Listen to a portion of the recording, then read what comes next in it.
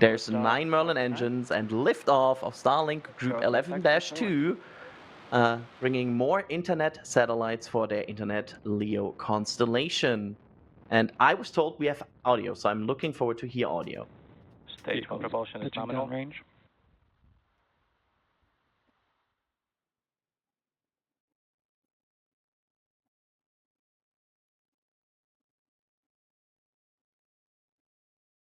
That's the Vandenberg. The Vandenberg. Just gave it a title. It is a proper Adrian, you ever name. been out there? Sorry, Jay? You ever been out there? It's a very beautiful part of the country, actually. Never. The only part of the US I've ever seen is Brownsville.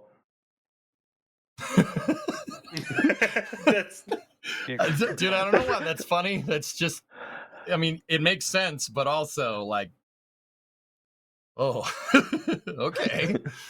That is a, you know, most other, you know, Europeans will be like, oh, I've been to New York. Oh, I've been to Los Angeles. Adrian's like, I've been to Brownsville. Yeah, that's it. People around you even know where that is. Just nobody outside of the space bubble, outside of the US, knows the town Brownsville. I mean, some might know it as a shipbreaking yard as it is. But I'm back, chill. that's about it. Mm-hmm. There goes the Falcon. I always love the steering in the plume. I love that you can see the plume like navigating, and you can see the steering of the 9 Merlins. It's always just a fun effect. Chat's asking, why the exaggerated roll program? It's most likely because of the flight azimuth here for these satellites in correlation to the pad. You have to do a longer turn. So if it has to do a longer turn, it has to do that longer roll around in the same amount of time. So it's going to appear to look faster. 6 string. But EJ, why don't they put the rocket in the right rotation before they launch it? You're going to need your rocket to roll anyway, right? You need the rocket to roll. That's one of the 3 axes of forward control, yaw, pitch, and roll, right? You got to, or for rotation, right? If you're going to make the rocket turn anyway, why would you make the pad do that? Stage separation control. Right? Rocket do that. It's always a funny question because people are like, staging. Why don't just turn the rocket? Okay, good staging. Everything looks good there. I always love when you can see the second stage like scoot away in the view of the first stage. Yep. It's just speeding. And of course, this one will land on, of course, I Still Love You. We should bring something up while we talk about Vandenberg here, because there was some... Oh, good. Fairing separation confirmed. Guys, I don't know if you saw that. There was something going on with the fairing up there. I don't know if it's a newer fairing design or what. I saw something like almost a hole in the fairing. Anybody else see that? There are vents in the fairing. Yeah, not... Unless it was a different location. Being there. Dude, it was like... midship up the fairing on the side. The vents are usually down at the bottom. Yeah, the vents are down at the bottom. Yeah, no, that was not down at the bottom, dudes.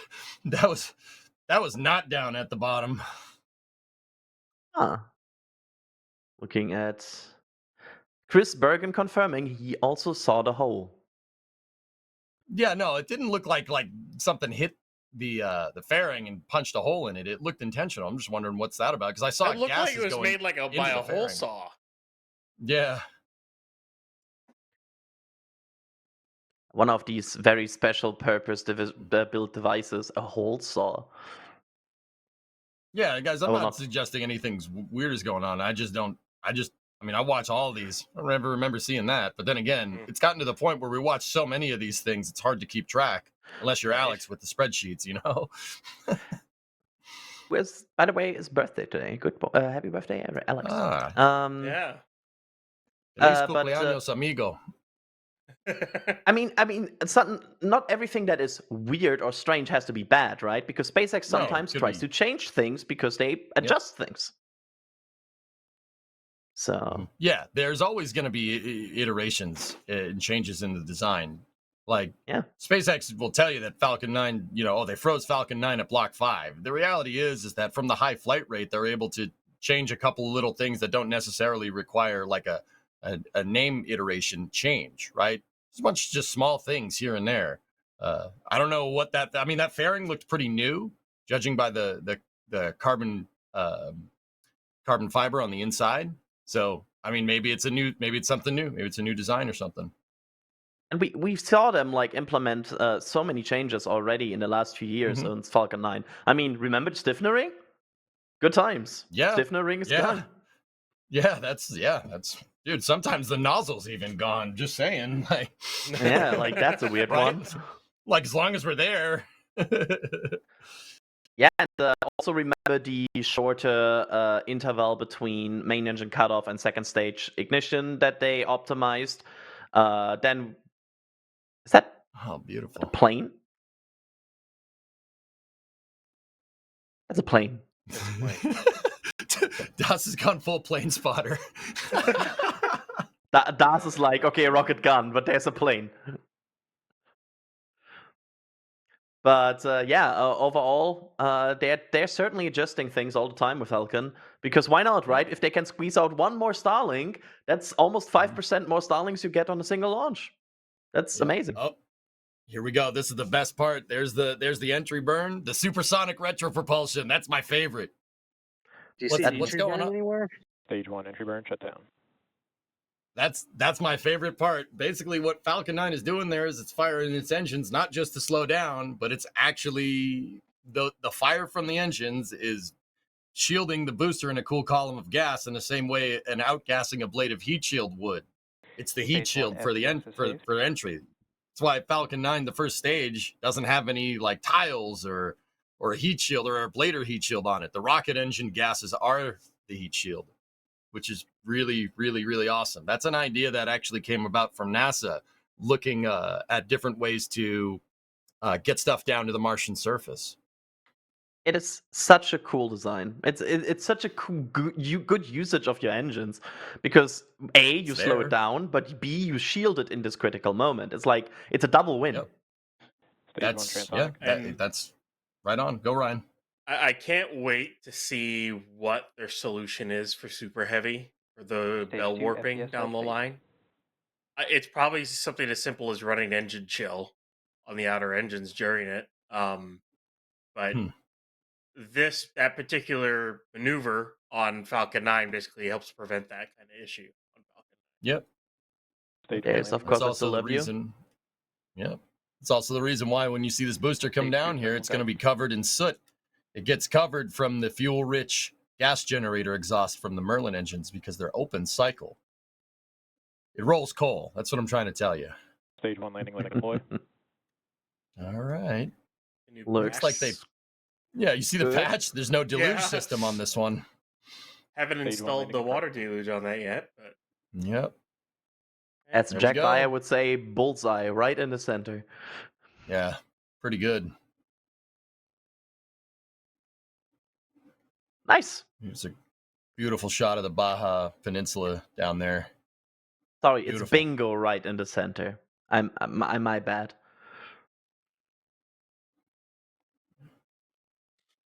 and there it is. Yeah. Falcon 9 down and Seco. Excellent. So that's a kickoff for the Flame Trench. Yeah. Dude, Today that's we are that's starting a great with way to start launching. it. Yeah. Okay. And before we leave Vandenberg, we can talk about something from Alex. There is a I'll put it in here so that Kevin has it. Alex tweet about space launch Delta 30 talking about issued of a notice of intent to prepare an environmental impact statement authorizing changes to Falcon 9 launch operations at Vandenberg. Basically, between Slick 6 and 4 East, which we just saw them launch from, SpaceX wants to up their launch cadence out of Vandenberg up to 100 launches a year, which that's a lot. Yes, please do. Yes. Yes. Yes. Yes. Yes. Please do that. That'd be great. I'm here for it. It's so impressive. Like, we are talking about the slower area of Falcon 9 operations right now, right? Like, the majority still of the launches, or the more of the launches, are from the East Coast. And now they are getting ready to launch 100 times from the West Coast. Like, that's 100 times that's a year, right? So that they will launch more from the West Coast, from one of the operation centers in a year, than I would say 80% of the rockets launch in their lifetime. I mean, guys, I don't know how. And chat, feel free to chime in when you first got bitten by the space bug and went down this whole great rabbit hole of rockets and stuff. It's never ending. Spoiler alert. I mean, I don't know how long you guys have been doing this, but if you rewound like 15 years ago at this time and said, an entity, anyone, like the total cumulative amount of rocket launches in a year from every country would be more than 100, I'd be like, yeah, you sure about that? You sure about that? I don't think so. And this is just SpaceX, just one entity. I don't really have any words. It's like, oh, all right, they launch every day now almost. That's pretty cool. Sweet. I mean, don't remember their launch limit out of 39A plus 40, but I think it's somewhere in the lines of 100 to 150 between the two or something. I don't remember. I really don't remember off the top of my head. That'd be an Alex question. I don't know if Alex is around to look it up, but let's say it's in the 150 range, and then you add Vandy, so that's 250, and then go ahead and add what they want to do for Starship, which is about 146 based off of their environmental run-ups right now. That's like is we are 350, approaching 400 launches for one company.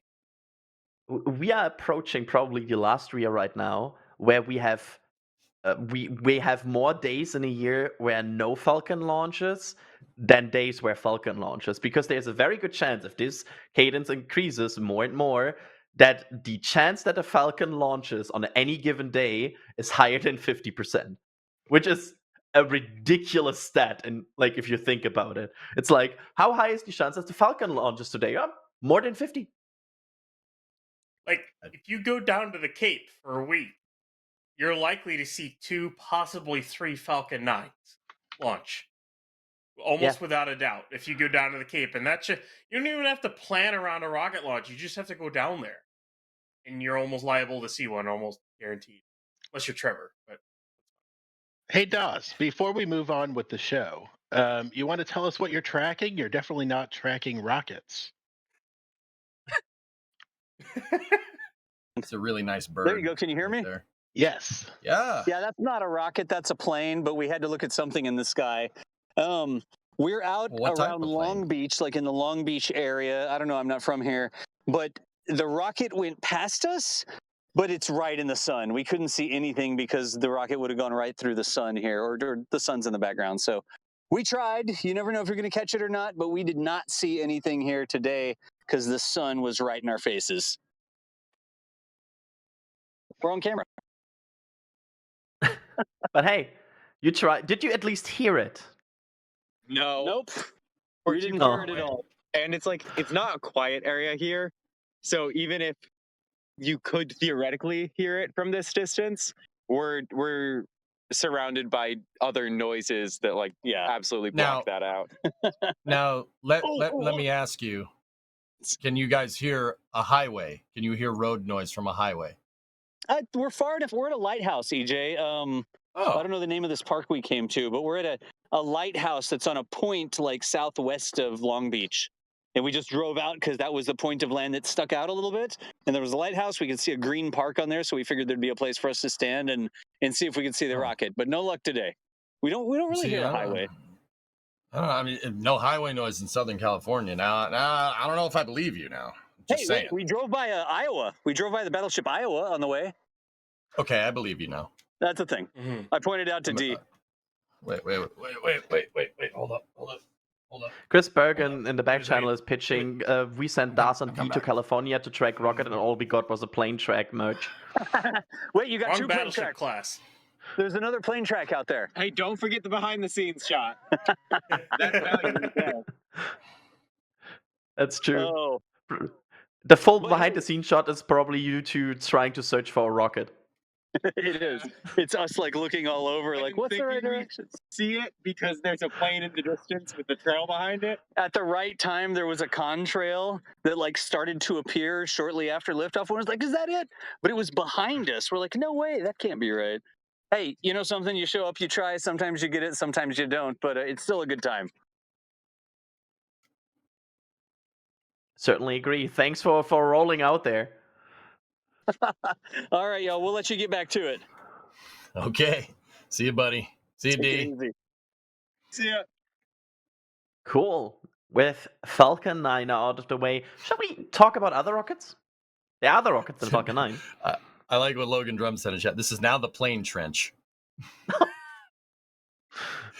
Dude, I don't know. Would you guys want a plane watching stream? Let us know. Like, I'm just putting it out there. I'd do that. I could sit and watch planes land all day. Sawyer has such a weird and bad influence on these chats. It's spreading. Speaking of another flame trench, that might get hot soon. Good transition. Let's talk about New Glenn, because if you like big rockets that are pending regulatory approval, do I have a deal? Regulatory approval is still pending for Blue Origin. And before people say FAA, I want to point out that so far we do not know what exactly regulatory is missing, because Blue Origin has not told it yet. But Dave Limp, CEO of Blue Origin, has confirmed on X that they are testing GS1, that they have the first time they had liquid natural gas and liquid oxygen inside of GS1, which is their name for their first stage. And they are basically using that time before they get regulatory approval for hot fire and launch, which we can see there. They are preparing that. And overall, we have seen some venting from the rocket. We have on December 4th seen a propellant load test, what seems like. And based on everything we can see, it seems to be that New Glenn, we are at this point talking about weeks until launch. The question is, will they make 2024? The likely answer, I feel at this point, is most likely not. But the good thing is that right now you cannot at least say with certainty it won't be this year anymore. So that's a good thing, right? We are probably talking about very early January, somewhere in there, and they're really closing in on this beautiful, not fully painted rocket that we might see launch very, very soon. And also we saw some hardware on X of the system that they will use on the drone ship. The what they called the recovery remotely operated vehicle, which yeah, which is that there. You also saw that spoiler of there because it's in the background of EJ. So EJ, what does that row do? What this thing? Yeah, this thing. Okay, all right, quick, real quick before I tell you guys about this fine piece of equipment here. The flare stack is on at LC36. Thank you, Gage. It just turned on like just a second ago. So this thing right here, the ROV, is basically designed to go up to New Glenn and attach to its umbilical, which is there we go. It's right there. It's basically going to interface with it and give access to pneumatic systems and help basically save the booster. This is a Pathfinder that was out on Blue. I'm going to call it a drone ship. I know they don't call it a drone ship. If you're from Blue and you're watching, I'm sorry. It's Xerox machine, positraction. It's just called, I'm sorry. It's a drone ship. Okay. They have their test article. This is supposed to basically be replicating the bottom of New Glenn here, the engine section with its deployed landing legs. And what they're testing is that the ROV can find the umbilical and attach to it to make sure that it safes the booster out. Why do you want to safe a booster after it's landed? What do you mean safe the booster? Well, you got to remember, I mean, Falcon 9 has this to an extent, but New Glenn is carrying fully cryogenic propellants for, liquid fuel and oxidizer. You got cryogenic commodities here. You have to be able to vent that gas. You have to be able to vent that gas before the booster's batteries run out. Or if you plug it in so you can turn the systems or keep the booster powered. You have to make sure that you don't your propellants, the remaining propellants, the residual, because you're never going to run the rocket engine completely dry. That's or the rocket booster dry. That's bad for it. We've seen from how not to land an orbital rocket booster why you don't want to do that. It's not great for it. So what they're trying to do is get this ROV up to New Glenn, attach to that umbilical, keep the thing powered, and get the fully boiled off or the boiled off propellants out of the vehicle before they overpressurize the tanks. Because if it just sits there, the residual propellant's just going to keep boiling, and then they'll pop the tanks like a balloon. That is not good for it. I don't know if you guys know, popping the tanks, pressure loss in the tanks is not great.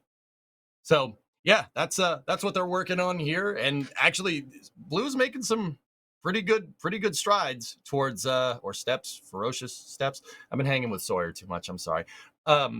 Pretty good strides for this New Glenn campaign. I mean, Adrian, you said it wasn't gonna. You said you don't think they're gonna get it this year, huh? I think they will. Most likely. I think they will. I would say. I think Blue has a very, very aggressive internal timeline here to get this thing out before the end of the year.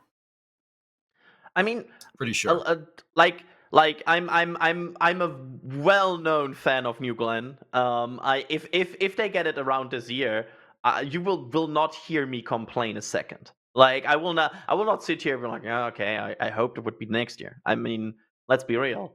Who doesn't want to see this fly?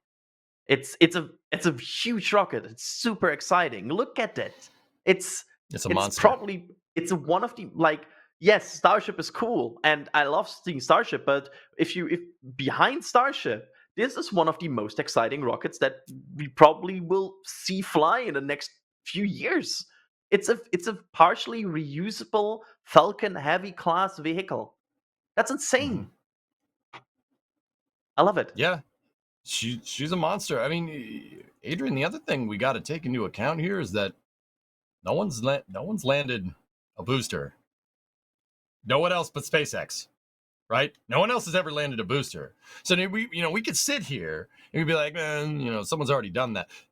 SpaceX has been basically competitionless for landing boosters. I mean, when was the first landing? December of 2015. No one else has.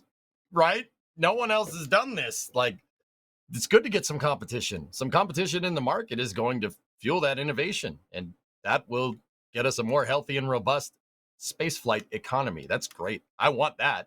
I want like 6 more, at least. It needs to be at least 3 times as big, the economy. I have a vision. I mean, it's also this. If you go back 2 or 3 years, I bet you there's not a lot of people that would have bet on Blue on being second. Like, I know there's always this. Like, if you go back 3 years, people would have laughed at you in the space community if you would have said the second orbital booster that will land is New Glenn, because people had this like, haha, New Glenn will never fly, ha ha ha ha meme, which was all present in the space community ever. And I feel like right now they since let's be real, since Dave Limb is super at this steering this ship and is very much involved. Sorry, Dave Limb. My no, I'm just saying his name. I like saying his name. It's cool. Dave Limb. It's since I have the feeling since he is really steering Blue Origin, they have done the right things and the right pace at the right time. Like, it really feels to me that he has really turned a lot around there. And I don't know. I also like his communications. I like the fact that he's out there on X just tweeting about hardware he likes. Yeah, the transparency certainly is appreciated as people that cover this stuff for their job, right? Like present company here, that's certainly appreciated. It's great because, you always hear, in our line of work, guys, you always hear, whispers about stuff. You don't know what, who's telling the truth, who's full of it, right, et cetera, et cetera. And we're just going to be like, well, hey, guys, we heard it from a guy who heard it from a guy that New Glenn is going to have racing stripes. Like, that's not how you report space news, right? It's so you hear whispers about New Glenn, but we've never been able to confirm them until you get shots like this right here. I mean, wait, it's over there. It's over there, isn't it? Yep. Missed it. You know what's funny? Missed it It's that funny, much. and this goes to your point. It's no one else has done it other than SpaceX. SpaceX did it with two separate vehicles before anyone else did it again first. They did it with Booster 12 before anyone did it with any other rocket. Mhm. Like they did it. They landed two of their own vehicles for the first time in a span of a decade. No one else had done it. It's just kind of like, okay, yeah. And I not can't only wait. that, but hold on. Not only that, but their mechanism of, actually receiving the booster was 1,000 times more complicated than just landing legs. That's crazy, man. It's Yeah, nuts, and I can't wait for New Glenn to work. I want it to work. I want it to land. I want to see this thing launch a ton. I want to see more than one pad for it. Same thing with Relativity and a ton of other Stoke. Holy cow, Stoke looks so cool. It's just there's so many options. I'm so stoked for Stoke. I know we said that before, but like they are absolutely one of the if we talk about okay, you exclude SpaceX from a who is exciting discussion. Like you for a moment pretend SpaceX doesn't exist. Stoke is super crazy. Stoke would have an army of fans everywhere in that situation because their system it's just insanely exciting. I'm so excited for seeing what they can do over the next few years. We are going so off the rails here. I mean, well, hey, we're talking. We're off the rails, but we're not. We're still talking about rockets. This is good, right? You guys are good with this. I mean, Adrian, if we're talking about an environment where SpaceX is removed from the environment because the front fell off. Anyway, so they probably don't get that. Ryan might, but anyway, if we're talking about an environment with what does a commercial launch market look like without SpaceX? I mean, you're talking about Stoke. I'm talking about Rocket Lab. True. The other commercial provider that actually launches stuff. That's kind of pertinent. Not to say that Stoke is bad, but Electron is no slouch, and Neutron. It's not Stoke because no reusable second stage, but I like Neutron. Neutron's a cool little rocket, right? I mean, without SpaceX, right now the heavy lift market is operated by the United Launch Alliance and Arianespace. Who? The guys who launch 2 times a year, and one of them is Vega. Arianespace. Sorry, Arianespace. I'm sorry. I don't so you have that. You guys like that. It's pretty funny though. I'm burning bridges left, right, and center in this show right now. Three. Sorry, in the back end. Oh, three. I mean, I don't blame. I still. At some point, all of the Europeans at NSF need to have a moment in a room and talk about this because I feel like every time you speak with an European in NSF about this topic, we have opinions and we need like an hour. But I want to just say it's not only their fault. It's a systematic failure of a whole industry that is not properly supported. I want to just point that out and watch the NSF Live European series that is right now running, which is really really nifty to hear about these let's say not first line players yet in Europe. We had High Impulse, super interesting company, hybrid rockets. Do you like hybrids?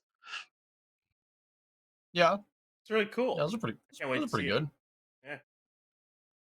So yeah, I really think like in a crazy scenario where SpaceX doesn't exist, Rocket Lab is kind of like the all-star, right?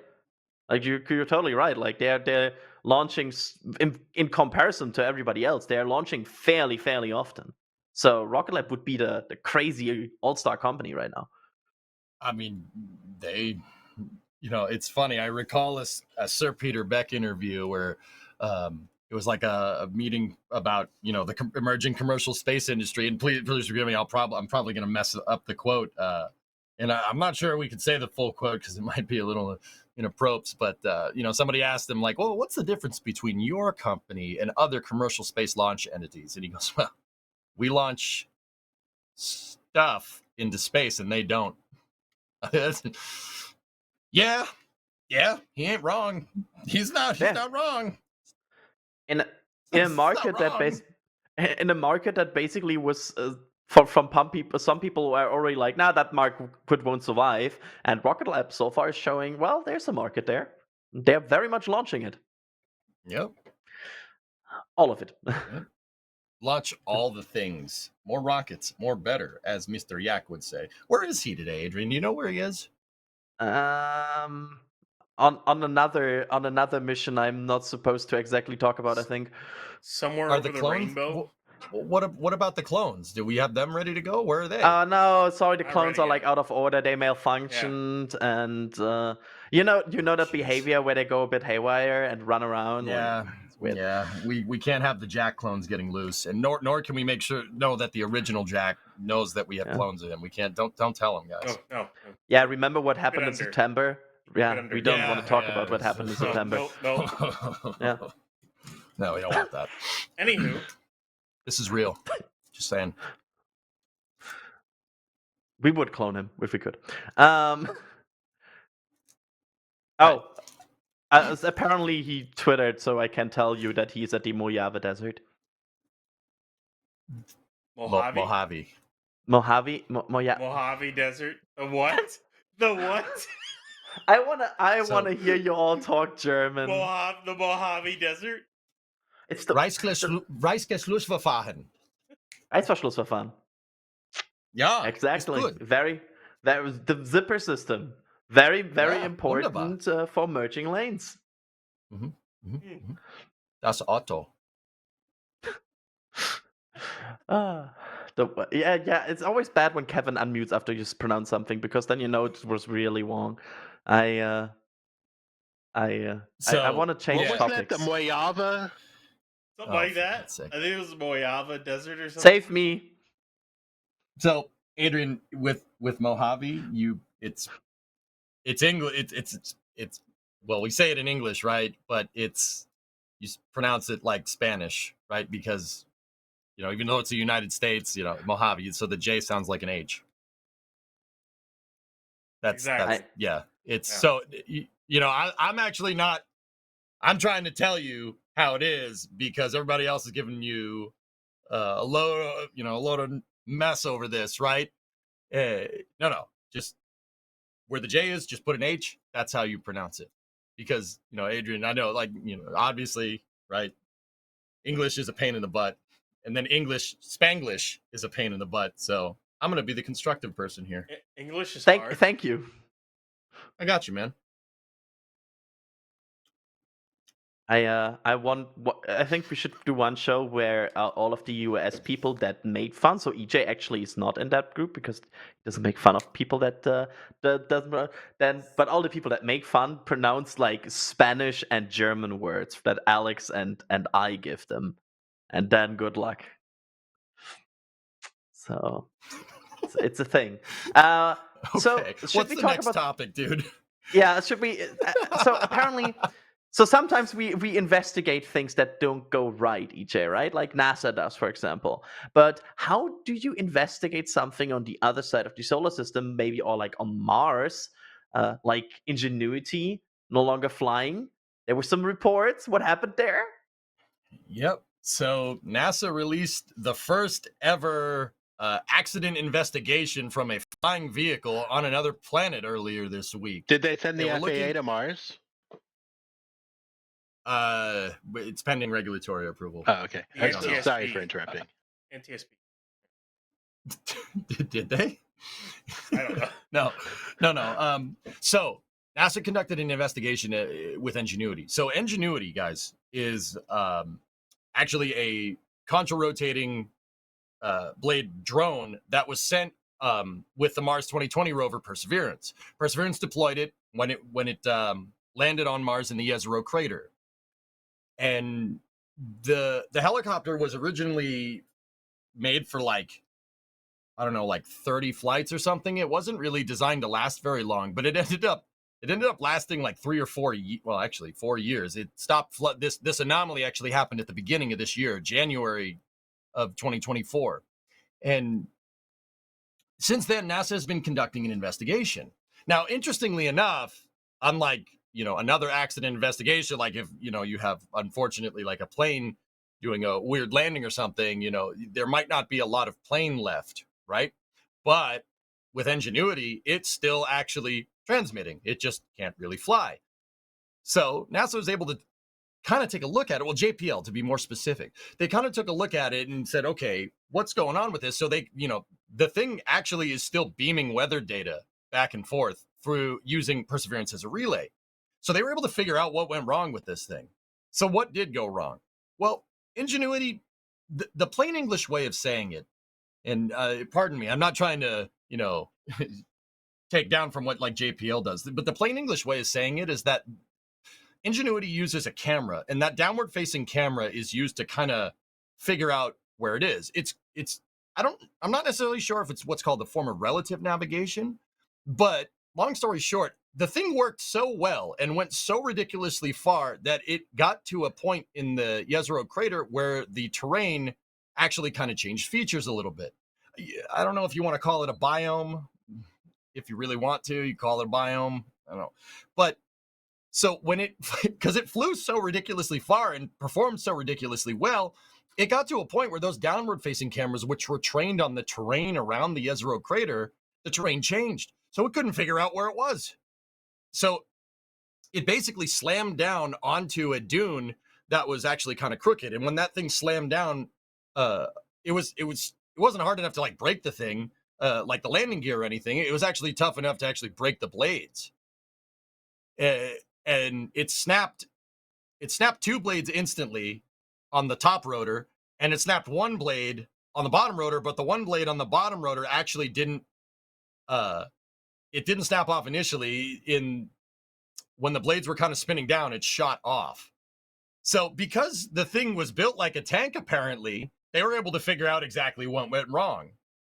And how did they figure out how this thing went wrong? How did they figure out that the blade snapped off? Well, obviously it's got a camera on it, right? The thing's got a camera on it. You can see that the blades are in fact not attached anymore, right? But also when Ingenuity did its final flight and it came down and landed, it went into a standby mode because of a power overload.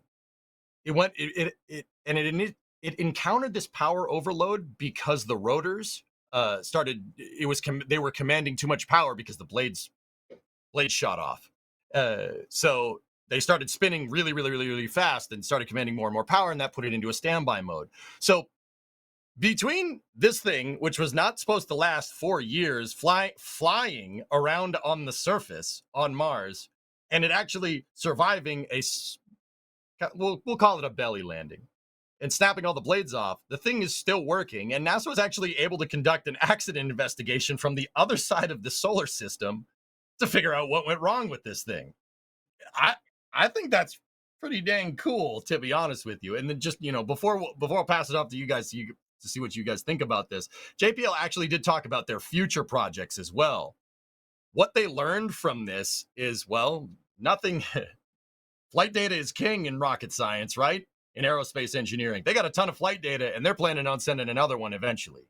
They got new designs. They're cooking up some new designs, which are pretty cool. Ingenuity Mark II, or maybe even Mark III. But yeah, overall, pretty awesome, considering that Ingenuity was kind of a last-minute thing on the Perseverance rover. It was a last-minute decision between Thomas Zuberkin. I'm not going to say his name right. So there we go. I'm butchering it now, Adrian. I'm sorry. Thomas Zurbuchen, that's his name, who was the leader of the Science Mission Directorate when Mars 2020 launched, and Jim Bridenstine. They decided they wanted to do this, like coming up to launch really, really fast. And JPL actually cooked this thing out and they sent it. And it worked well beyond its life cycle, well beyond its end of life. So, and the only thing that went wrong with the thing was that they flew so far, the thing didn't recognize the terrain anymore. How's that? It's pretty good. This whole story is the definition of like trying something and making it work, and then finding out how useful this is. Because Right. We have heard now plenty of times from NASA, from JPL, from anybody that is involved in Mars science that this is an incredibly useful device, and this is a technology, as you said, they totally want to use in the future.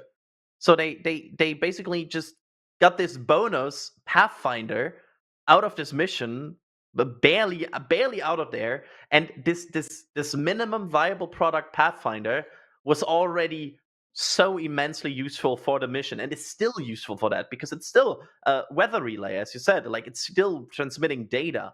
Yep. It Still helped. working. It helped Perseverance pathfind because they got the chance to get aerial footage of the path forward.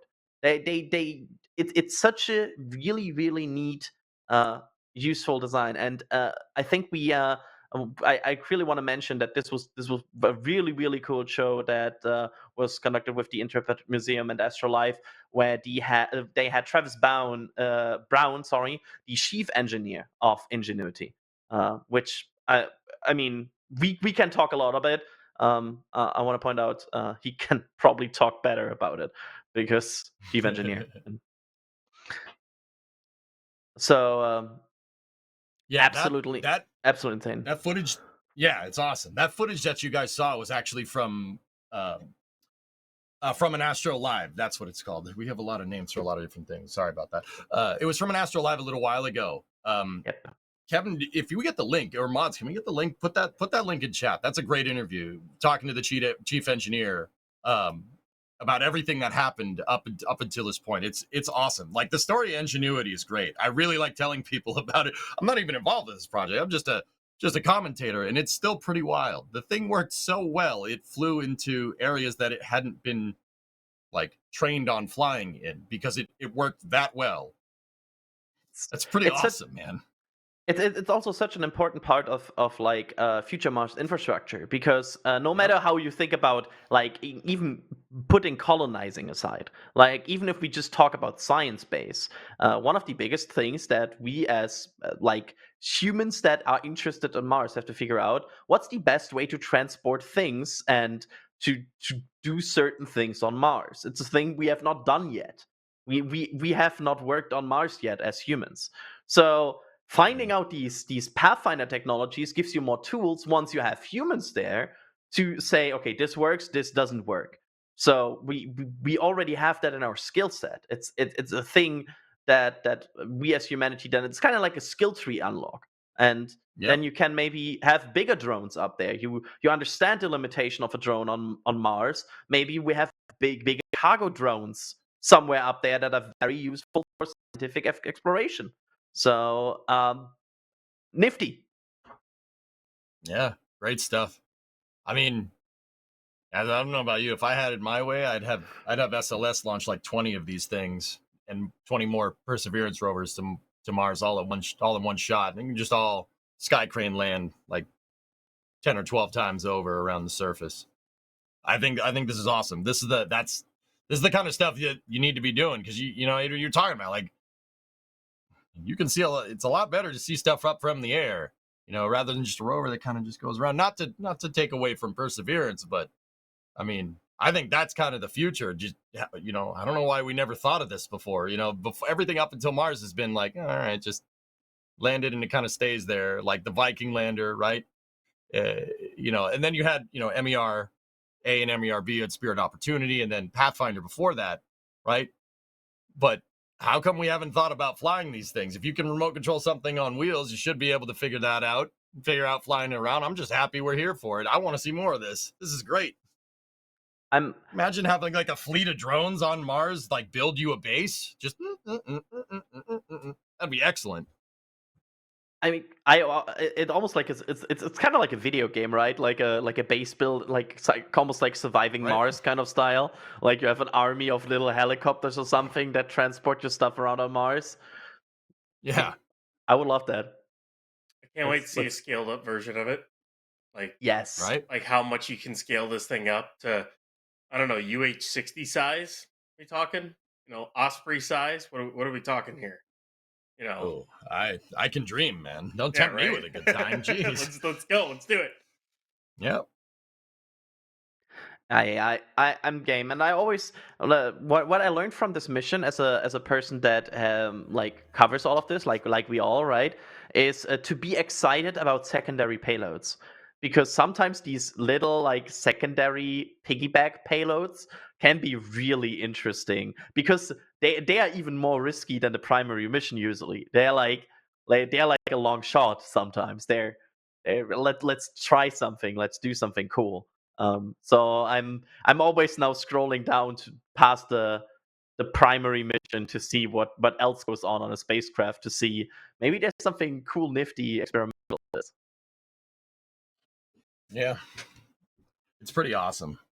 I mean, guys, I know it's Flame Trench of like, we should kind of be like, oh, I disagree, I think this is bad. No, I think this is good. Like, it's hard to call this one an L in any way, shape, or form. You know what I mean? Like, it's hard to just say, oh yeah, this was bad. No, there's no ding ding fight with this one. It's just really freaking cool. It's like trying to find a negative opinion about ingenuity. Like I don't have any. It's a secondary payload that just attempted it and worked. Like how are you trying? Like, I think it was like decided to do it flights like is what it was good for. Yeah. I think it was literally 5 flights. They're like, we get something out of it, we will. No, we'll get 72 flights out of it and like 11 miles traveled, almost 100 feet in altitude, and yeah, all that. It's like, wow. But JPL's interesting to see like what they have like cooking up next. As you said, like they have they it's a bit like they smell blood now with helicopters. They're now interested in in more about this. So I'm just curious how much they learned, because what have they have probably more data than they can ever even fully accomplish to go through about this. So imagine what they can do with the next one. Like 200 flights? Let's do it. Dude, I'm in. Please make that happen. I want to fly around in one on Mars. Just take it and make it bigger. Just put a seat in it. Let's go. It's like an Inspector Gadget, like having yeah. Yes, exactly that. Okay, just making sure that I understand what your goal here is correctly. Oh god, now I want to have that Photoshop, like an Inspector Gadget with an EJ face flying on Mars. Thank you. Use this one. Yeah. Wait. Yeah. We are apparently not allowed to tell where, but they are driving somewhere cool. Das and D there. Well, somewhere if they're in cool. California, it's not cool. It's hot. Just saying. Sorry, guys. I've been hanging around with Sawyer too much. Is this the moment where we shouldn't show the navigation system? Yeah. Be a secret. So Oh. we've gone off the rails, and now we're on the road. Yeah. So yeah, you can probably guess that they didn't went there for the Starlink mission. So they're doing something cool. I'm being told.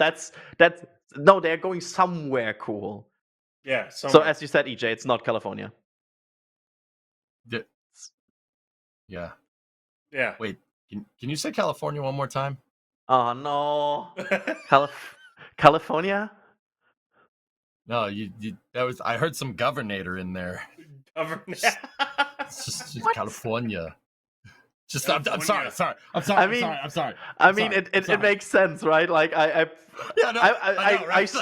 I'll still say my accent is not as remotely bad as his. Like what did you expect, DJ? Like No, I don't know what I was expecting, man. No, Arrested Development. It's always money in the banana stand. You know? Oh. Anywho. Yeah, no, it's not. I will not be Artemis. Artemis, Hey, EJ. Look, it's a big core stage with engines on it. Orange rocket, good. Yeah. Is that the segue? Is that what we're doing now? Oh, okay. I guess Kevin's in the back going, oh! Anyway, he's making a noise. Anyway, all right. So we'll move on to SLS news. So this is inside of NASA's vehicle assembly building down at Kennedy Space Center. NASA took the Artemis 2 core, brought it vertical, and moved it into High Bay 2. Now, okay, what's High Bay 2? Are they going to stack for launch? Well, you'd think that, but no, they're not. What they're doing is putting core stage 2 on a brand new processing stool that they built in High Bay 2. It's completed. Basically, why they did that is because it's there to complete the rest of the checkouts that it needs to do before it's ready to stack. They can't stack it right now. You have to, with SLS, you have to stack the SRBs all the way to the top and then hang the core stage quite actually from the SRBs. You had to do that with the space shuttle. The external tank and the shuttle are hanging from the SRBs. Yeah, just in case anybody didn't know that. It's super cool, actually. So this stool is actually hanging the SLS core, the Artemis 2 SLS core, in this gigantic Futuramic jig. Futuramic's the company that made it. And so why are they doing that? This thing's already completed. Don't they need to do a little? What else do they need to do? Well, I'm just going to do final checks, but this is more a fit check for that jig right there. What that is going to do is introduce a new optimized kind of what's called the optimized processing and assembly flow for future SLS cores. That jig right there is going to be where final assembly of future core stages happen. Now, why? Wait, can't they make it at Michoud? Why would they assemble it here? Well, all the structural pieces are still going to be manufactured there. And the core stage, forward skirt, LOX tank, inner tank, hydrogen tank will be assembled in Michoud. But the main propulsion system, the part with the 4, I'm still going to call them shuttle engines. I know we shouldn't call them that, but What are they? Once an SSME, always an SSME. That's right. Exactly. Yeah, there you go, man. So the part with the 4 shuttle engines in the bottom is called the MPS, main propulsion system. It was actually, the back part of the shuttle is actually called the same thing. This one just has 4 and it's a cylinder instead of a box. Yeah, fun fact. Because that's basically building the back of a space shuttle that's just kind of external tank shaped, so to speak, right? It needs to be done inside of a clean room environment. Well, they figured that out when they put the Artemis 1 core together, that it's better to assemble it where it's nice and clean because some of these components are pretty fragile, to say the least. So NASA came up with the idea of shipping the manufactured structure of the MPS to the Cape early, putting it inside of the space station processing facility at Kennedy Space Center and doing final assembly there. Once that's done, they ship the completed MPS up the street to the VAB and install it and install the core stage basically on top of it inside of that jig. It's actually a very interesting processing flow, but this should, okay, people are going to laugh at me. All right, people are going to laugh at me for saying this, but I'm going to say it. It should allow for a little bit of an optimized flow with future. Oh gosh, why did you zoom in on me? Why did you zoom in on me? Why'd you do that? Zoom out. Put it back. When does this happen in the movie?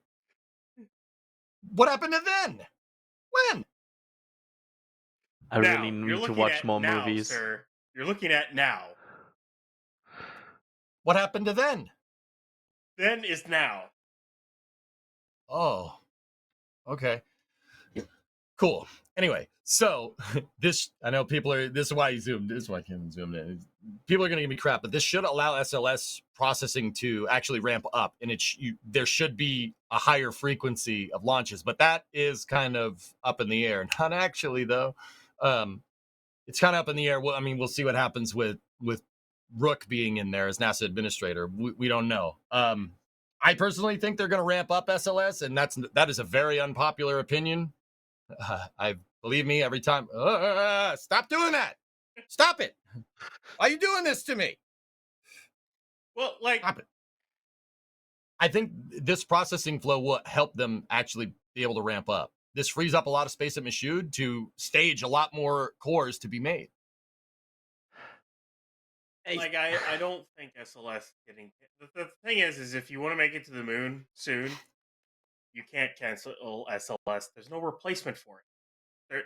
Everyone will go, oh, you put it on a different rocket, put it on New Glenn, put it on Falcon Heavy. Yeah, then you have to come up with a way to put an ICPS plus an Orion on those, and then can that second stage take that weight? If it can't, you need to redesign the second stage. Then you need to get them human rated, and then you have to build the crew arms for the. Yeah, no.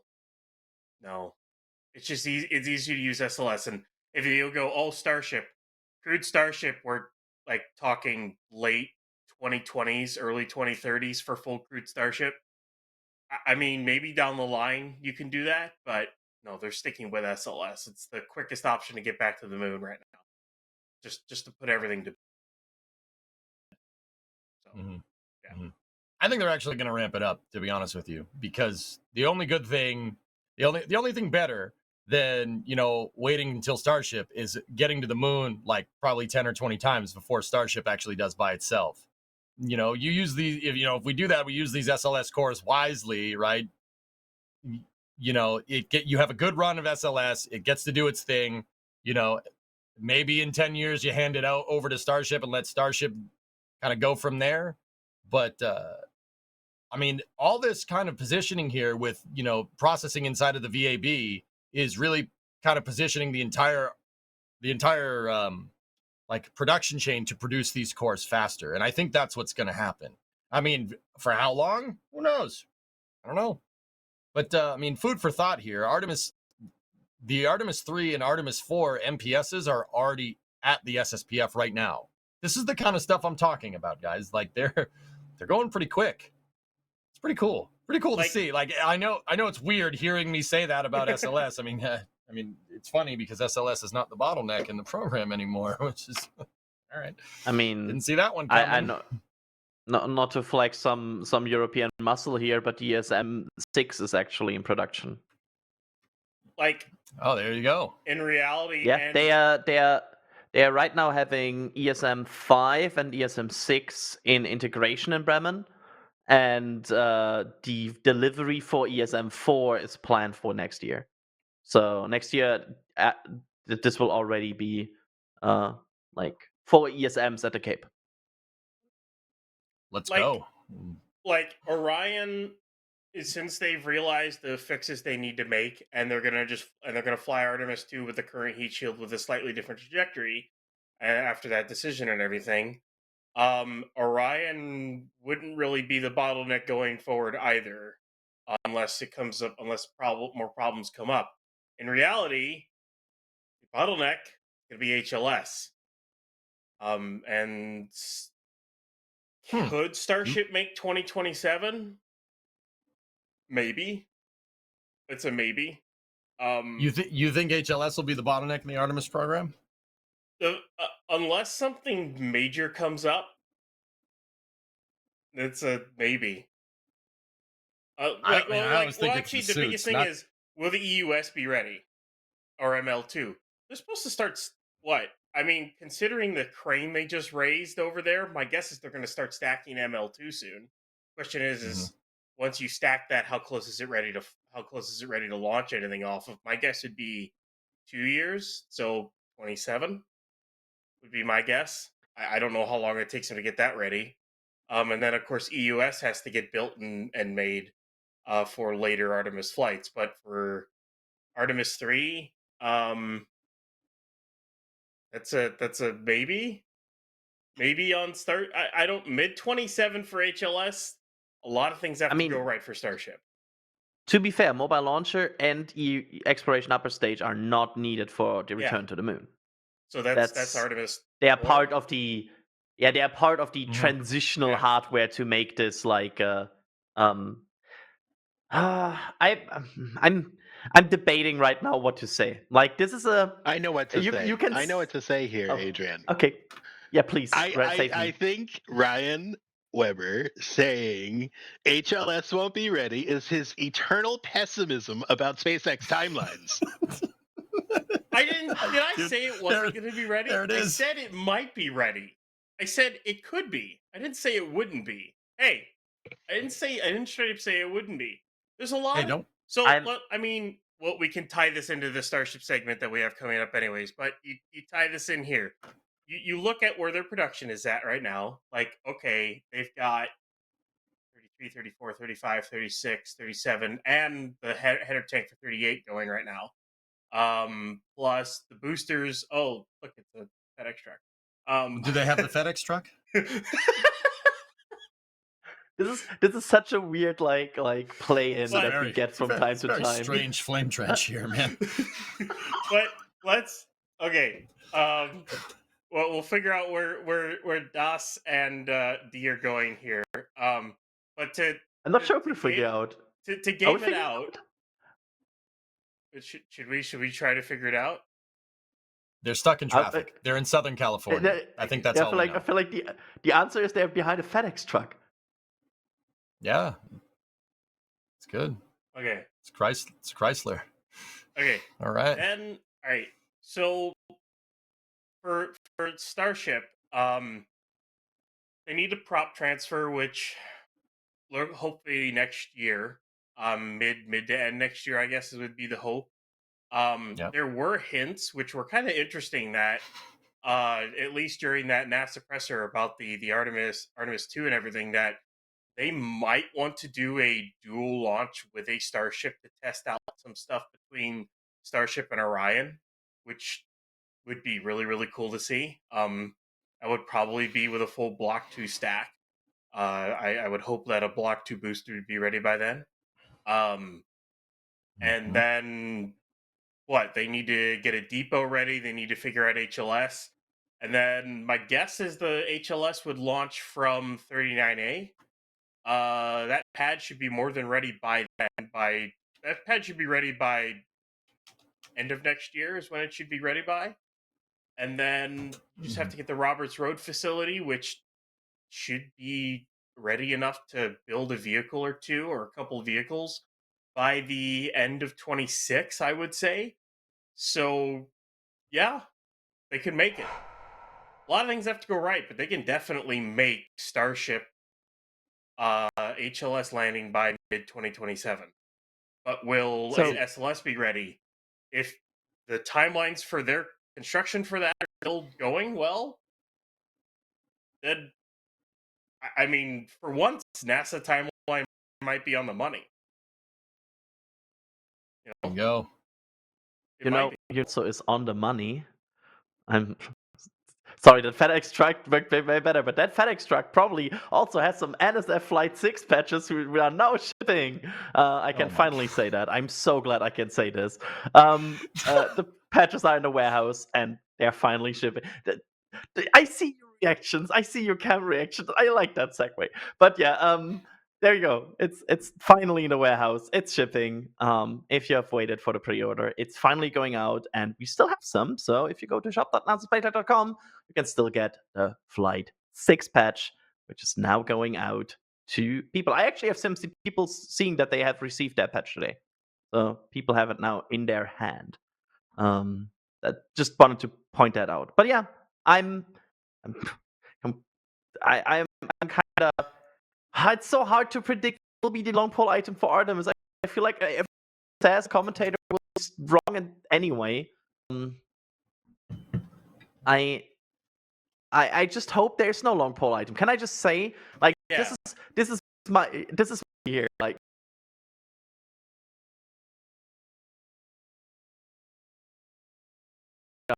My prediction is that there will not be more long pole items. We will launch when it's. There you go.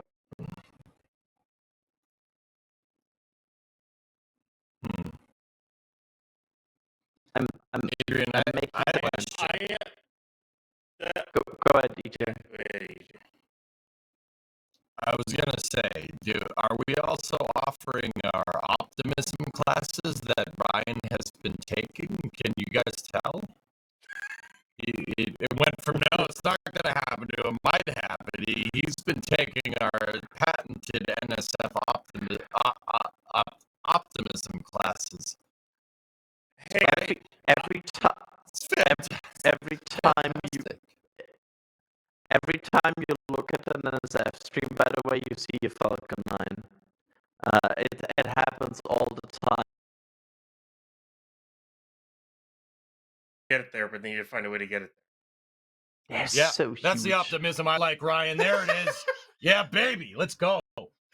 Okay, here I am pessimistic. SpaceX has so far shown no mercy to vehicles in Boca. That's true. They will scrap Booster 12. Mm-hmm. I'm sorry. That's Booster If there was 1019 one vehicle for him to from the keep, it'd be Orbcom that 2 one. mission. But, you know. Yeah. Ryan Caton in the back channel saying it's such a coincidence it landed right at the HQ. That's why they built the HQ. They was in there.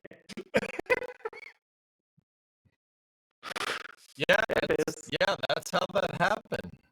Yeah. They're on Jack Northrop Avenue right there. That's pretty sweet.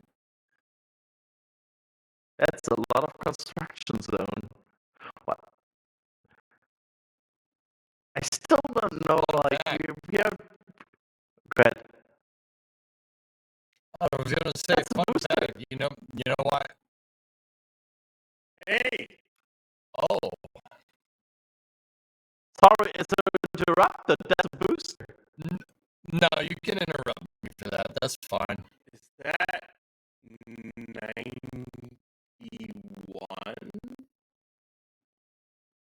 Well, I can tell you that it's a Falcon 9. Thank you. I see it. I'm trying. I actually don't know where they're at. Dude, what a monster. You know, you don't get that perspective seeing that thing just hanging out next to automobiles and stuff. It really is a big piece of equipment. And to think, you know, you look back at 1019 there, that one that's upright, the first one that SpaceX ever landed. It's like a 15-story building. We just watch things down and land usually like every other day. Whatever. Is this still SpaceX facility or is this other companies? So that's what I was going to say. They're on Jack Northrop Avenue. SpaceX actually bought facilities that were parts of other companies. I bet you can't guess which ones. Is it Northrop? Originally, yes. Yeah. Mm-hmm. Oh. Yeah, and then these were facilities for building 747 sub-assemblies, if math serves me left. It's a subcontractor called Triumph, I think. I could be wrong.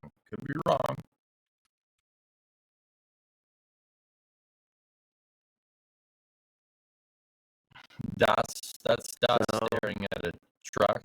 There we go. All right, cool, sweet. But yeah, so they these are all SpaceX.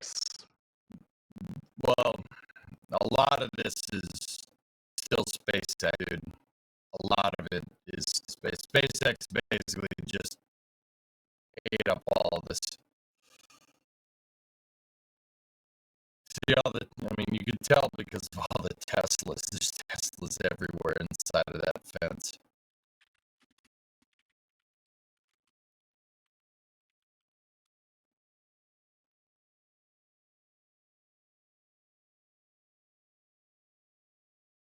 Oh, apparently we missed the Raptor truck. That's what Das was looking at. Yeah.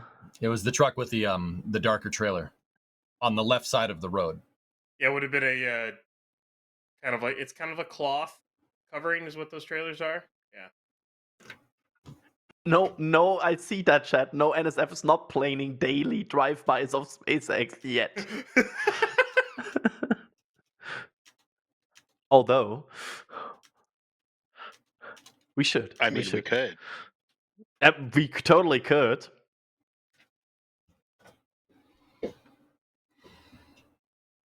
Don't give us ideas. So this is all SpaceX? Till the end of the runway, yeah, for the most part, dude. It's a big operation.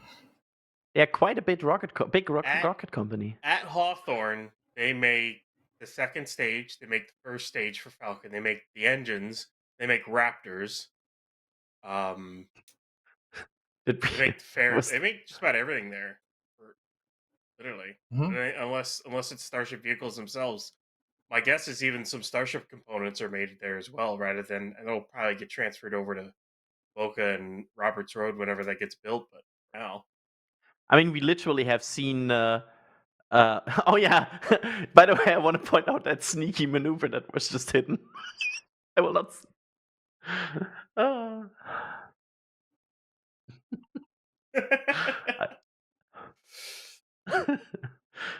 DOS is a very safe driver. That zoom to the dashboard. Okay. Let's spot for the Raptor truck. We didn't see anything. You know what else SpaceX makes? Starship. Besides rockets, satellites. Oh. Yeah. Maybe. Do they make it though? I don't know if they do. Yeah, ship 33, which spin primed so far. I know that earlier today we saw activity. Was there so far any signs that they might go for static fire today? They're not. If you look over at Massey's right now, there's venting, but it's tankers offloading. There's a bunch of workers that are still there. Road's not closed for that. So unless they do it really late at night, which, as far as I know, they're not supposed to, not allowed to, technically, according to the PEA, but it's SpaceX, so who knows? Anywho. Yeah, there it goes. Oh, they're going back by SpaceX. We are continuing our SpaceX drive-by. Wait, that's another word that I shouldn't say, right? Yeah. I'm sorry. Yep. Especially in LA. I'm sorry. I'm not native. No, it's good. It's good. It's another FedEx truck with NSF patches. So, Adrian, here's what we'll do. To offset this. Me and you will go to Technic Museum Spire or Sinsheim or something, and we'll be streaming around, and I'll just pretend. I'll pretend like I understand everything, and all the European viewers can laugh at me. How about that? I mean, yes, but I think the most exciting thing for me here would be that we meet up at Speyer and I get to nerd out about all the cool things at Speyer. Because if you're ever in Germany and you like rockets, go to the Technical Museum Speyer. It's amazing. They have a shuttle. Just saying. Yeah, they have a very good shuttle. Yeah, it's pretty okay. GLI. Is that wrapped? It's a black truck. Is this what we're doing? We're just parking behind the truck. That's usually what they use for the Raptor truck. Usually. maybe we shouldn't do that. Maybe we should keep going. Or either that's Raptors or that could also be Starlings. I mean, it could also be pipes, for all we know. I don't know why they would have Starlinks down there. But be a lot of things. It's a covered truck. So. Are we following it to Texas? No. I'll do it. Anyways, Ship 33. Yeah, as Adrian was saying, it did a spin prime last night. You're waiting for Massey's to close off and start testing for static fire. It is, as of right now, it is not doing it. And I honestly, I can't. I'm hoping someone gets a word shot of this with the flaps deployed, but unfortunately, in order to do that, you have to go onto the river or go over to Mexico, because well, there's no other way to get that kind of shot while at Massey's. But I even just the heat shield side shots of it, the comparison between Block 1 and Block 2. Block 2 looks so much better. Like you don't even see the fairing anymore on the deployed flaps. All you just see is the flap sticking out, and it looks infinitely better than it has in the past. I can't wait to see this thing fly. So many improvements, so many changes. It's gonna look so awesome when it flies. And then And yeah, I mean, it's potentially the last flight before we see a ship catch. Potentially, big potentially. I'm saying, but they made it happen with the booster. They did it on the flight they said they would, and now they're saying they want to do the ship catch on the flight 8. Just saying, it could happen. it could, but it doesn't. But So 33, at least on the exterior, does not have any catching hardware for ships. They did not strip off the heat shield on 33, at least yet. They might do it when they bring it back to the production site. We did see that 35 already has the stripped heat shield, so when they stacked that nose cone and payload bay a few days ago, and it's back into the Star Factory now. So yeah, that is. I can't wait to see those. It's still a Starlink ship because it's still got the Starlink payload bay. At least 35 does. We don't know if it's going to have any extra hardware on it. I'm patiently waiting for the ship that rolls out with extra hardware for docking, because you'll need a passive and an active docking hardware on ships. They could still use two Starlink ships to do that whenever they do their prop transfer demo at some point this year. But yeah, we're just kind of waiting on that. And 36 is getting its heat shield stuff. 37 got its header tanks, and 38's currently just a header tank, and they got to install the nose cone on it. And there's B1019 again. Yeah, baby. Doing another drive. So, just in case anybody didn't know, because this was a long time ago, guys. Like at this point, we were just talking about a little bit earlier. That booster, that Falcon 9, is booster 1019. That is from the Orbcom 2 mission from December 2015. That was the first Falcon that landed. Because Falcon can be transported on trucks, as we're seeing right now on the screen, they brought it back to headquarters. That was the first one that ever landed. It did an RTLS at Landing Zone 1 on December 21st, 2015. I was there. It was really cool. It's really neat. That Can confirm.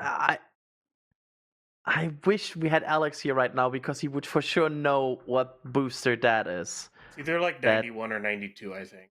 I don't remember. Yeah. I don't remember the last one that was at McGregor off the top of my head. I think we're in. Well, I know we're into the 90s now. Just don't know which one. Yeah, I still have not come to a final conclusion how the naming scheme will change when they reach 100. Do we say B? Like right now we say B1050, for example, right? Yeah. Do we say B1101? Probably. That's what I would do. B1100, okay. 1101. Yeah, that's what I would guess. Yeah. So just making sure. 1202. Because yeah. I want 1202. That'd be awesome. That's a long way away. if EJ can never dream. say never. That's a lot of boosters away. That's a lot of boosters. I don't know if they'll make that many Falcon 9s. I guess. Yeah. I guess the question is how many times can a Falcon 9 truly be reused before they truly cannot fly it anymore? What's the life leader at now? 24 missions? 24. Yeah. Crazy. I think they want to go to 40 at least. So, I mean, once you 40, something in me screams you want to get to 50. And honestly, they will go as far as they can.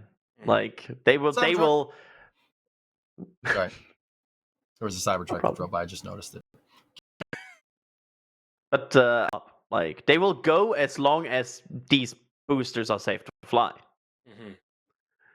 And maybe they never reach a complete fatigue point. Maybe they can continuously replace the weird part. The tanks are not that much of a... There will be a point at which the tanks will start performing they will start getting microfractures and cracks along the line, along the tank wall. Eventually, it will. Once you when you press something, when you press something for flight and then depress it again, you're expanding, contracting, expanding, contracting, expanding, contracting. No matter what material you're using, eventually you hit a point at which that elasticity goes away and eventually it starts cracking. The question is at what point does Falcon 9 hit that?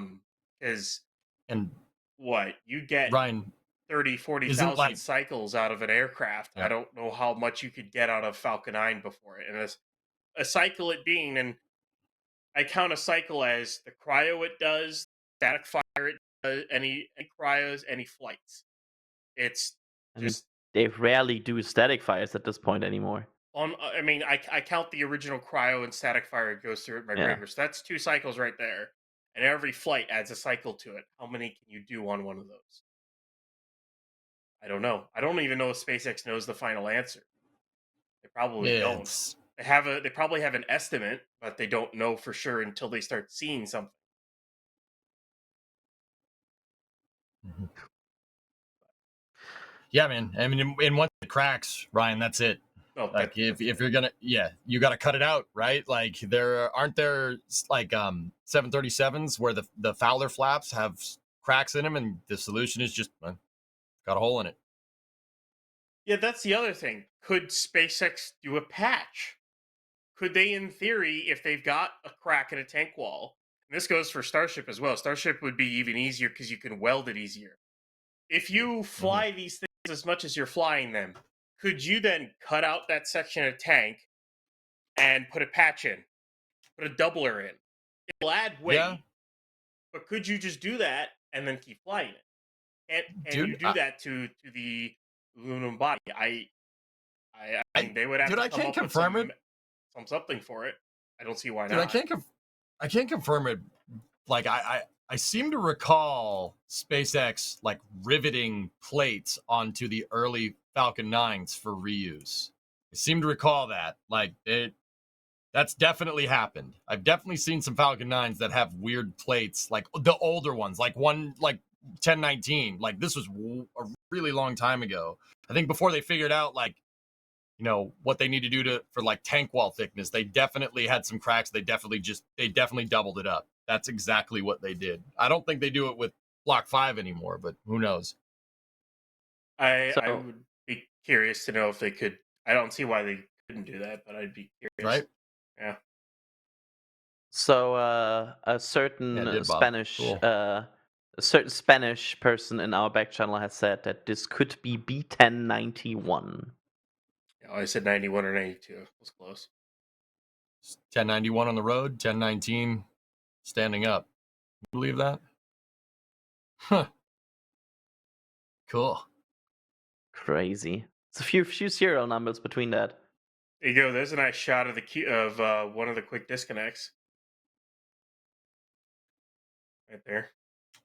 Oh yeah, true. That points downwards. I always wondered if they would try that on Starship rather than the straight on.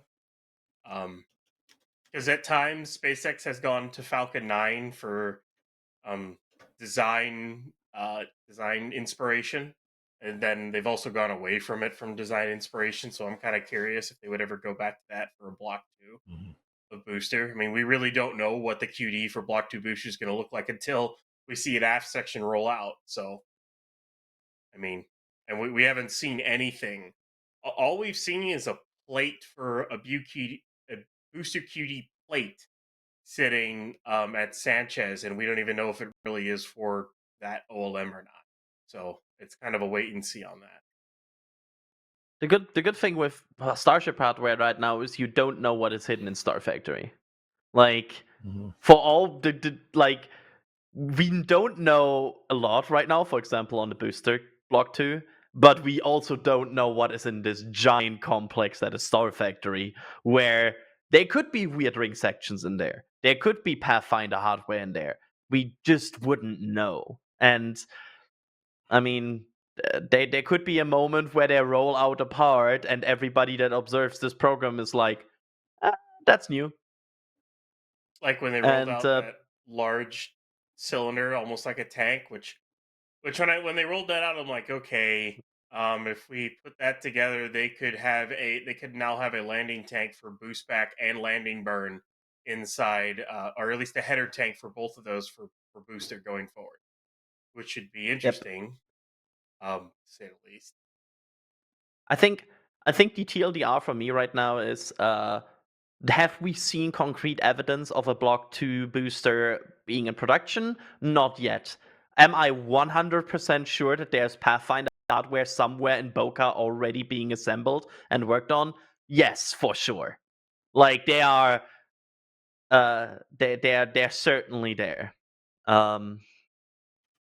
It's just a matter of when they will do it. Speaking of boosters, we have not acknowledged the fact, by the way, yet that they have static fired a booster this week. You know, and then rolled it back. Yeah. Yeah. Sorry, Booster 14 did a static fire, rolled back, and then we got Booster 15, which should be ready for cryo this month. It finished stacking, was it mid-September? I think it was mid-September. And then Booster 16, which before we got to the Starship section, they rolled out the final methane tank section of it and rolled it into Mega Bay 1, which means it should be stacked or the process of being stacked. Once that's done, they'll then put the methane tank on a stand, disconnect it from that bridge crane, connect the other bridge crane, and then stack it on top of the LOX tank. And then we have another completed booster. And then comes Booster 17, and whether or not that's a Block 2 or if it's Block 1 or the final Block 1, we don't really know until we start seeing parts of it. So, but yeah, and there's the booster again. Speaking of boosters, driving in circles.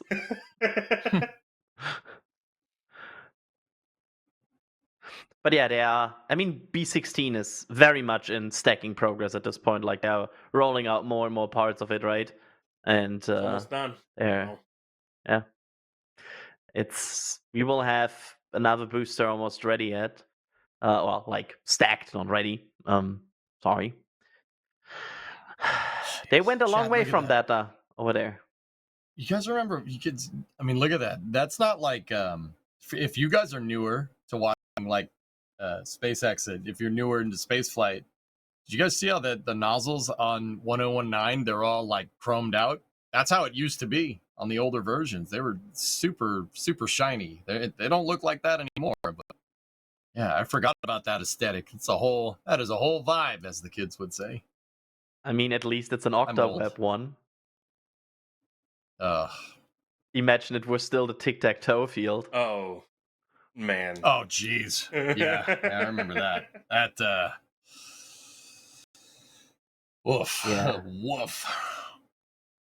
It's getting crazy how fast they are at this point at getting a booster out there, putting it on the OLM, static fire in it, and getting it over there. Like if you're away 4 or 5 days, you're kind of missing a whole booster test campaign.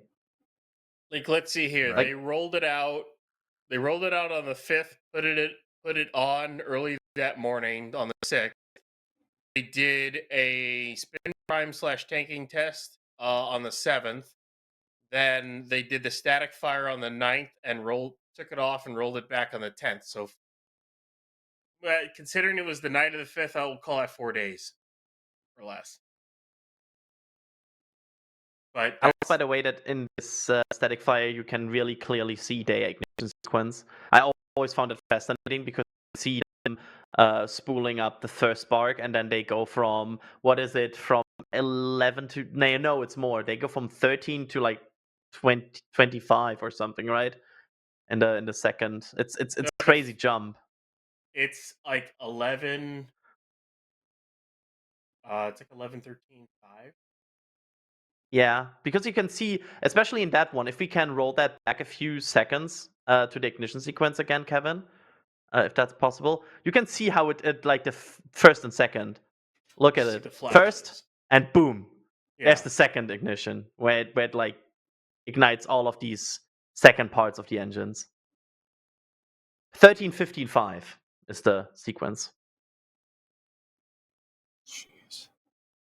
And Kevin, I have always said that they've been going quicker and quicker on testing, not on the stacking. Still takes a while.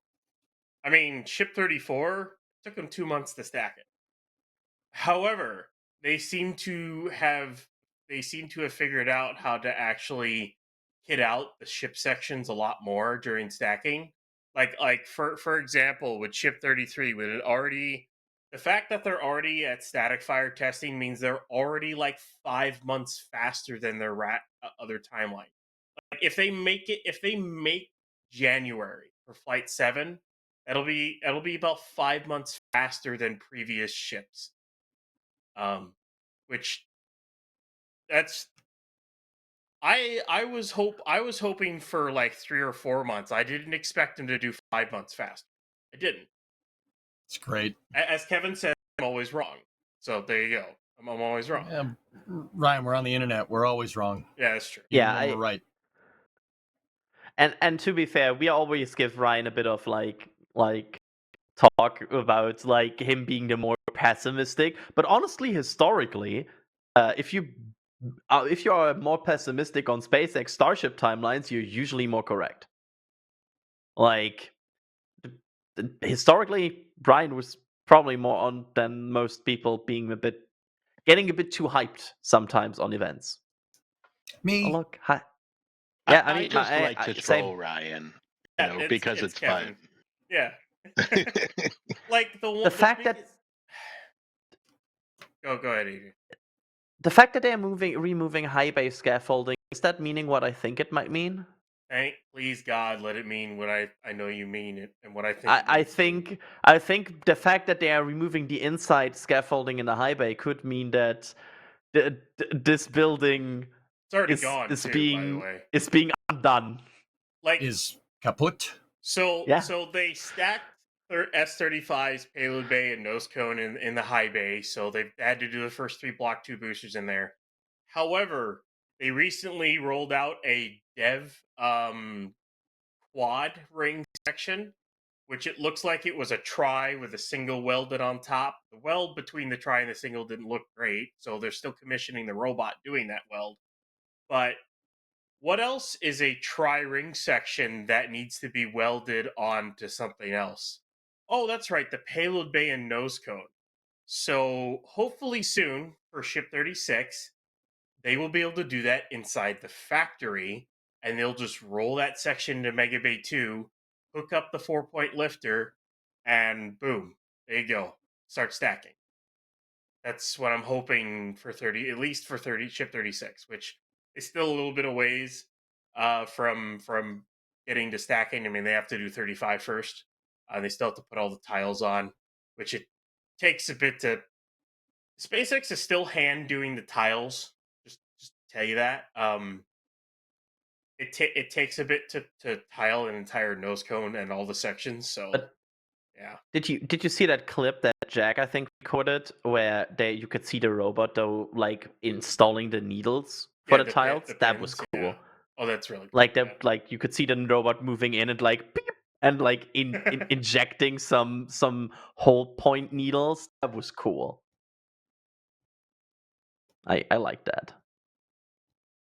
There's definitely a lot of fun stuff coming up. And on top of that, for Pad B, finally got shots of the flame diverters they're building. They're starting to put the buckets together. We've got 2 buckets. We have a I will tell you this right now, based off of what we've seen, we have a bi-directional flame trench. So yep. EJ got super leaning forward, like flame trench. You say? Yeah, flame trench. Somebody's Speaking of flame which, bucket. there you go.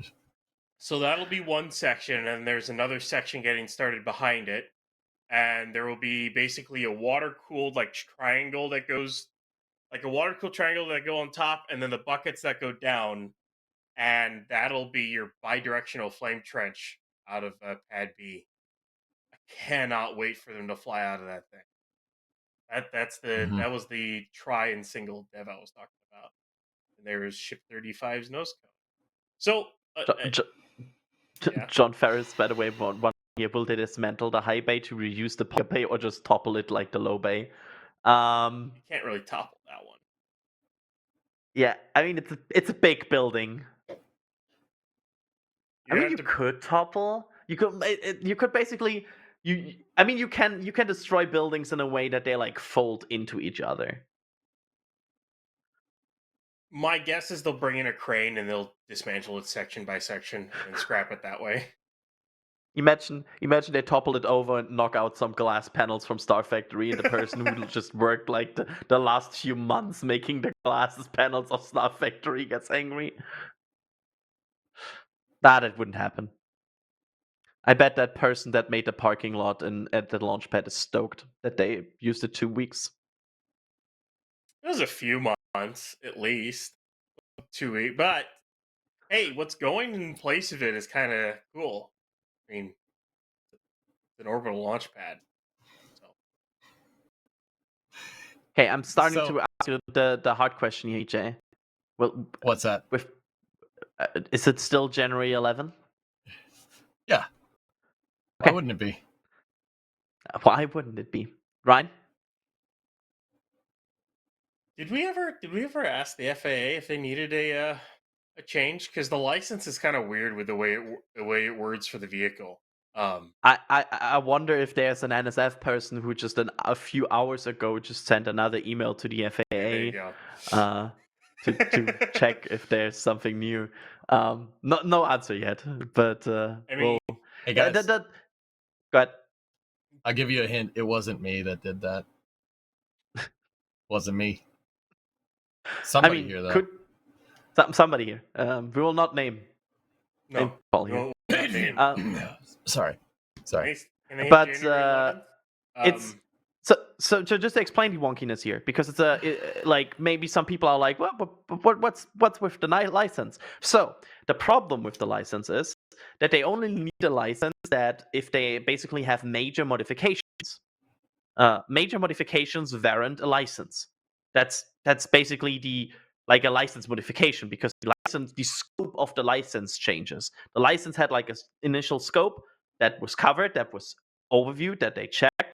And once that scope changes, that's when regulatory bodies come in again and be like, let's check if these sound analysis and if these explosion analysis and everything are still fine. And since this is a bigger vehicle, which means probably the prop load has changed, and also there might be some other things about the trajectory that have changed. There might be some minor scopes that have changed here. I doubt we will see like a month-long back and forth with the FAA. I think it will be, if it's something, it would be days. But they are adding 300 more tons of propellant on this flight. If they fill it full with Block 2.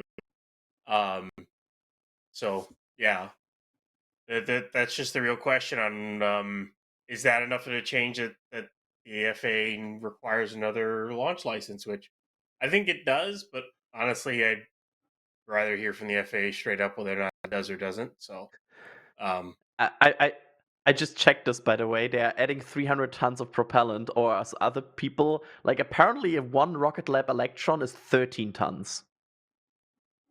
So you can do your math how many electrons they are adding in terms of. Here's the funny thing. SpaceX once again is going to set another record for the biggest rocket ever launched. Again, because it's now taller by an extra ring.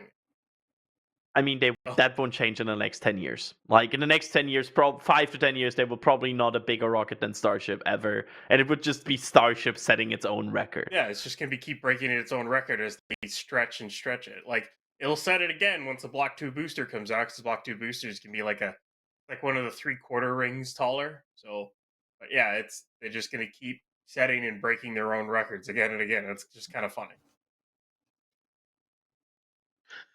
Speaking of records. Yes, Kevin? Yes. We might be breaking our own record tonight because we have the Flame Trench, and we are going to send our audience directly into TWIS.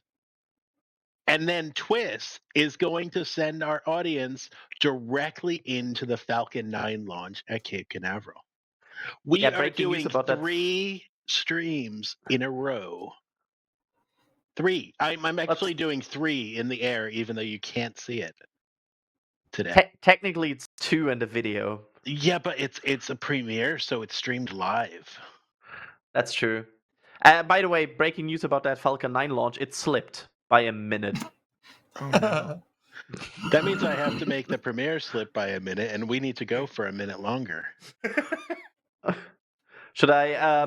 By the way, I want to quickly thank some people because we got some support that we didn't acknowledge because we were so involved in the conversation today. And honestly, it was a wild ride today. You have like 4 minutes to thank everybody. I have 4 minutes. Go. Okay. We'll start.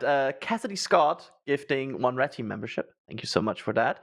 Also, Cassidy in a super chat saying, "Hi, all at NSF. How are you all?" I feel like that was a very good question for the beginning of the stream, but I'm doing good. Well, I'm doing fine. There we go. Everybody's doing good. Then we also have a Pat red number from something I cannot pronounce. I will not even try. Then we have Cassidy with another Red Team membership gifted. Thank you so much. Then the Space Pope coming in with $50 of super chat. There's the sound effect. Saying, and that was important, bless this trench. Thank you, Space Pope. Space Pope also coming in with another super chat saying, officially the hole is a banana escape hatch. I'm not sure if the fairing hole is a banana escape hatch. Yes. Yeah, we have not acknowledged the fact that there's apparently some sort of subplot going on with Chiquita and SpaceX about something being is there more bananas on the next flight? I really just need to see like a payload dispenser inside a Starship's payload bay, just deploy a bunch of bananas and have it go off like a confetti thing inside of the payload bay as Starship is flying. You don't need to deploy them. I just want to see a bunch of bananas floating around in space. I think that'd be the funny. first army of 0G bananas. Spoiler. It's probably they do limited edition stickers at times. Who, Chiquita or SpaceX? No, the stickers for the bananas. So, spoiler, It is probably just like a sticker with a starship on it, and it's on bananas. And it has nothing to do with the next flight. It's just to break everyone's heart. I want bananas on the next flight. Just to break I like my idea better. Apparently, we're starting to hear the Oscar outro here. We are being kicked off the stage here. Steve coming in with a $20 super chat saying, "Please tell Byteford to feel better and get well. Thanks, guys. Feel better, Byteford." And then we have Bastop becoming a Red Team member. And then, of course, I want to acknowledge Adrian, you have 18 seconds to say all these people. Go. Say all the names. Our launch actors and flight engineers who are supporting us all the way here. That's why their name is here. Thank you so much for all of these. I will not read all of your names, but I should. You deserve it all. Well, you got another minute now, so you can. Oh, I have an extra minute. Okay, that's plenty of time. Now I have to talk. No. With that, I want to start to thank people here, starting with Ryan Weber. Ryan, thanks for the Starship knowledge, and thanks for your realism about Starship. It's a pleasure as always, Adrian. So it's always fun to talk Starship and talk with you guys. As much as people call me a pessimist and just give me grief for it, but it's not I'm used to realism. it. You're Yeah. wrong. Yeah, You're thanks, just Kevin. wrong. You're welcome. I know I'm wrong. Thank you. The voice you just heard there was producer Kevin Michael Reed, who was pushing the buttons today, and also including Ryan's buttons. Yeah, pushing Ryan's buttons. All we ever do here, we just push each other's. Never mind. No, I'm not gonna say that. Also, today in the show was EJ. EJ, how was the show? It was an NSF flame trench of all time.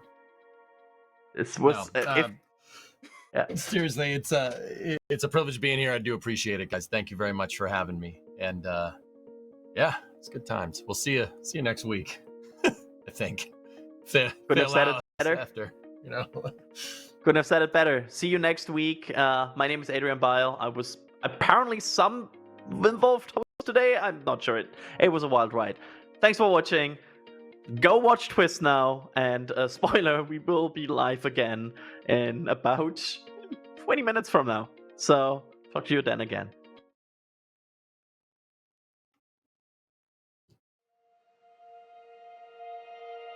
And here we go. We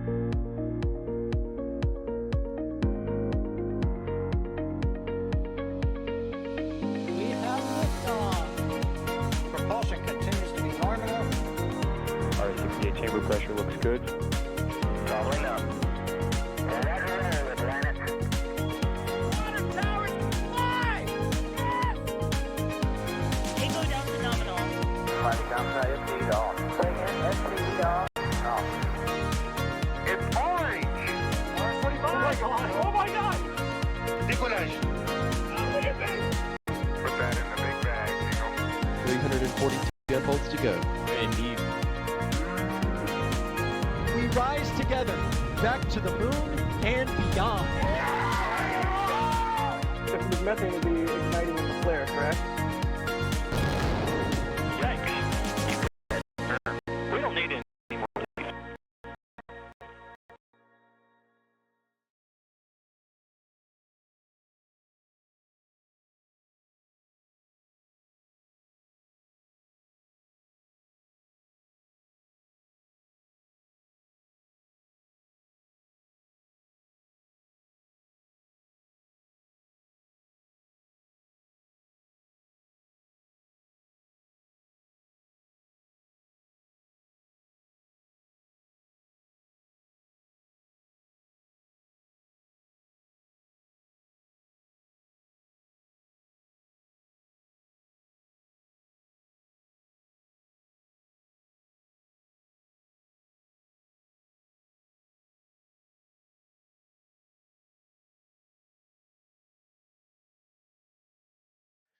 Hi, This X. was an episode. Thank you for hanging out with us, those of you on X. We're going to end the stream now. Bye. Yeah, sorry, I gave up at some point making this a serious show and just embraced the chaos. Yeah, we're still live with Membase, yes. Yeah, sorry. That was at some point it was just gone.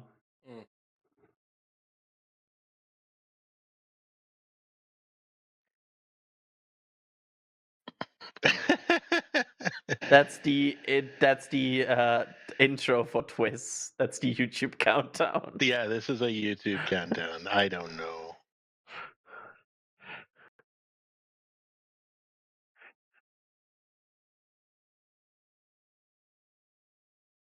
Oh. I'm not showing anything I shouldn't, I don't think. I don't think. I don't think. EJ be like this is how I get a strike. They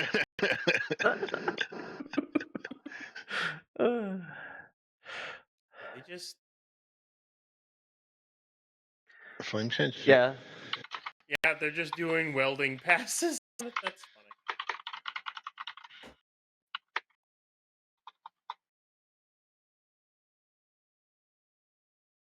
You need to set premieres. This is like the premiere countdowns. Has started. Yay. Oh. Okay, let's hope Jay I'm goes back, live guys. on time. He has no hosts in there. Who's hosting with him?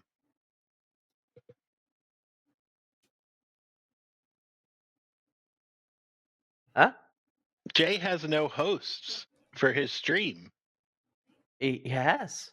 He right now it's an operator Oh, and yeah. Gage in there with him.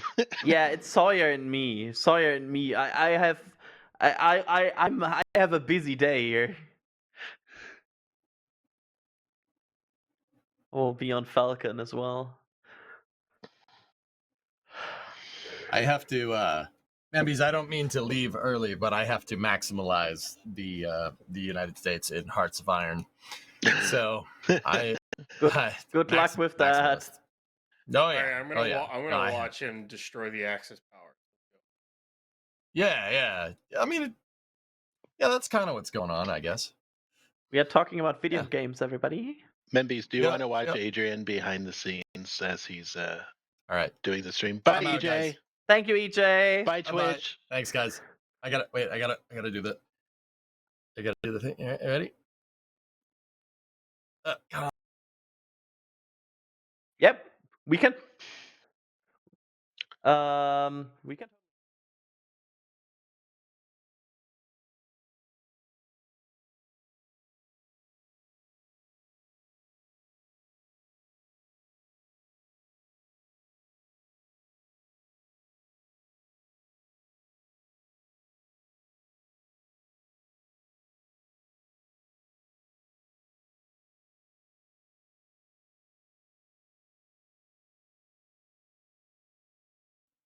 Maximalist.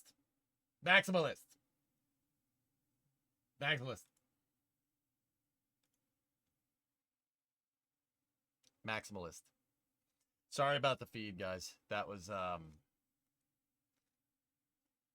not great. It's been weird ever since the power failure. So from 2 days ago, where I had to stop the stream because the wind knocked out the power. Something's weird in line. I've restarted all the computers. I've restarted all the. I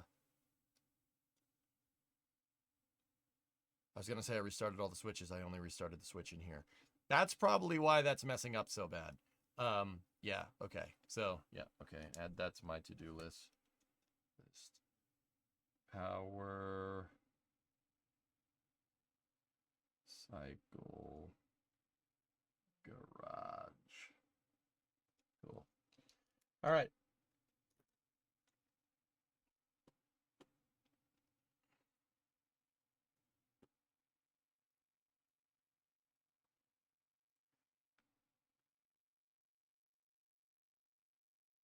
Oh, nice.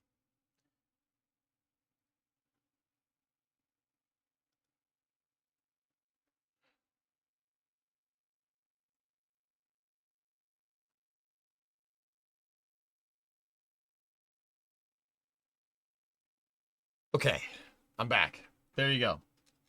Look at Joe Barnard's latest upload. The high stakes, dude. Yeah, it's awesome. All right, so yeah, sorry about the feed. That was poop. That was not. I didn't like that at all. Yeah, that was no good. But yeah, something's been weird since the power failure. I got to power cycle everything. Network switch probably. There's one I forgot to power cycle. But anyway, it's time to maximize the US. I told you guys we would be finishing the fight one way or another. I don't know, man. It's going to be close, but we'll roll. So, let's go Maxim US play 3.